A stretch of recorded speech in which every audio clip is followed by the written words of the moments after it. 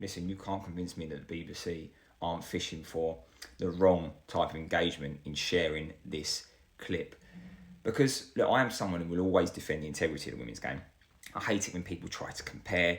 I just think it's a pointless argument. We should be celebrating women's football in its own right, celebrating men's football in its own right. But sharing something like this in an attempt to praise women's football, I think does more harm than good, because it actually just patronising, if anything, and I just think it invites unnecessary comments, like when there's just no need. Because this is a better clip to share. Because when you instantly look at this, you don't think women's football. Well, in my opinion, you just look and you think, well, that's a decent pass for the keeper.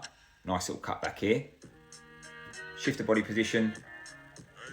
Bang, decent finish. You can't tell me the BBC Women's Channel aren't aware of the reaction that it would get, because Lauren James herself is capable of producing much, much better. Anyway, it's just a non-existent highlight in a game. And you have to ask yourself, would this be shared if it was men's football? It wouldn't. So whilst I'm not comparing, all you're doing is fueling the opportunity for men to ridicule women's football if this is considered a highlight. Because this is an example of just a good goal in football. Doesn't matter whether it's women's football or men's football, because anyone can go out of their way to create a highlight reel of women's football and all the mistakes, right?